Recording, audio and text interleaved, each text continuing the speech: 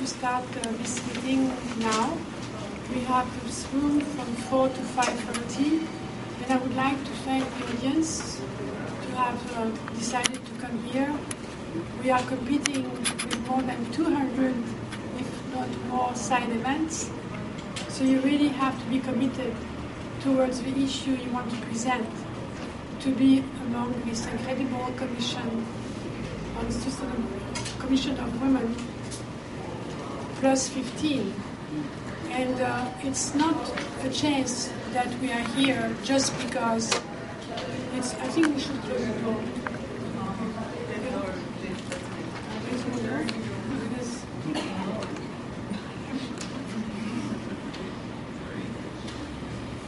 And to be able to come and be among all these women, and I can recognize many of you who I have been working for many, many years.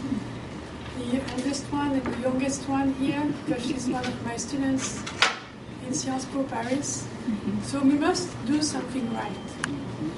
But before really coming into the subject, this morning I attended a meeting where Secretary General presented the Special Representative for Sexual Violence and Conflict, Mrs. Margot Wallström from Sweden, who is a great figure and a great force to have joined the UN on that topic. She's really a great lady. She's very well known in Europe because she has been the president in the European Council. So it is very good that we are taking women at a very high leadership to represent us in issues which are very sensitive and highly difficult. She is coming and reinforcing the other special rapporteur on violence against women, its causes and consequences, Mrs. Rashida Manjoo.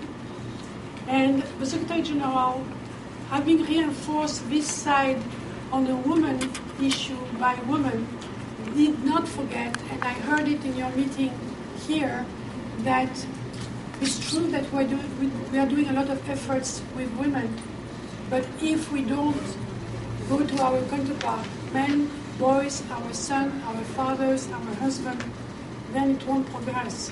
So as you know, he has created the Unite to End Violence Against Women, men and boys everywhere to join forces and unite. So it's not going to finish, and he pledged this morning again that this network of men and boys will be monitored and will get action until 2015. And you all know by now that 2015 is a due date for the Millennium Development Goals. And this is where, very slowly, I would like to take you to the Millennium Development Goals. We have been working on these MDGs for now 10 years.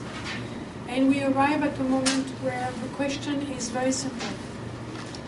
What have we been doing for the last 10 years? And then the second question is an echo.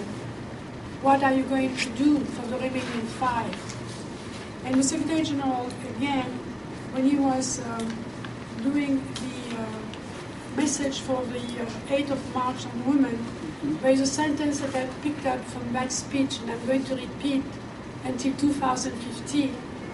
Let's look critically at the achievement of the past 15 years so we can build on what has worked and correct what has not.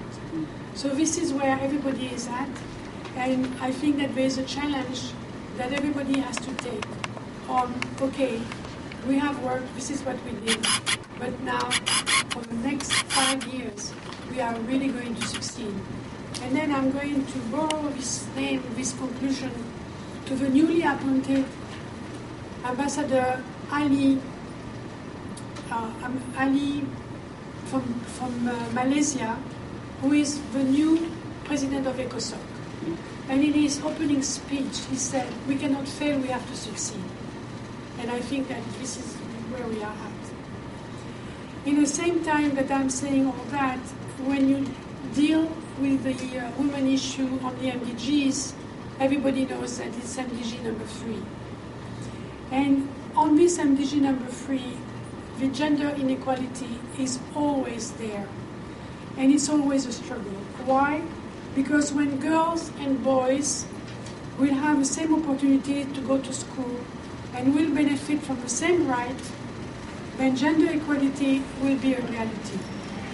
Young people should not ignore this struggle because they seem out of date in their own countries. This inequality is always at stake. Young generation can establish and create partnerships with girls all over the world to support them and network. Information concerning their rights, whatever is their religion and culture, and broadcast the idea that human beings should have the same recognition and the same rights. So now I want to welcome all of you in this discussion of the role of brain education in the empowerment of women. And despite the UN significant record of accomplishment in promoting the empowerment of women, cultural, religious, and individual gender attitudes continue to define and often limit the role and freedom of women, not just in traditional societies, but in some advanced ones as well. Finding the keys to unlock personal and individual attitudes towards gender role remains elusive because they are closely linked to cultural, societal, and religious factors that help to determine how both men and women define their roles and their attitudes towards each other, particularly in the context of marriage, reproduction, and child raising. Education is widely acknowledged as the gateway to greater personal understanding, social awareness, and heightened conscientiousness as the basis for changing attitudes about women and their role in society. At the same time, economic change and the necessity to work outside the home have motivated more women towards education, while the financial freedom that comes with gainful employment is the key to changing women's attitude about themselves. Still, tradition, culture, and religious belief impede women's full equality. But women's and men's personal mental attitudes and beliefs are critical in effecting change. Religion and tradition play an influential part in how men and women see their role and how they integrate change into their own lives. New patterns of thinking, believing, and acting need to build on existing mode of thought and behavior. Brain education can, in this regard, play an important role. Promoting new ways to think about and understand religious teaching and practice, for example, can provide a platform for advancing changes in attitude towards women. The challenge is to get people thinking about women's rights and empowerment in new ways that do not overfly, run up against entrenched traditional and religious values. This being said, among our panelists you are going to hear this afternoon, this issue of religious culture and rights will certainly come up again.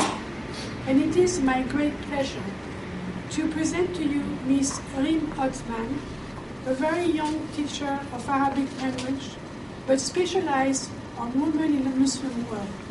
She comes from Tunisia, and I have to say that my knowledge of the Arabic countries, among all the Arabic countries from North Africa to the Gulf, I have to say that Tunisia is the country where Arab women are really free women. So I asked her, how come you choose such a tragic topic? Because she's going to talk about honor killing. I know that there is not such a thing in Tunisia, but she very simply told me that it was in her heart. So, Mrs. Rim Othman, you have the floor.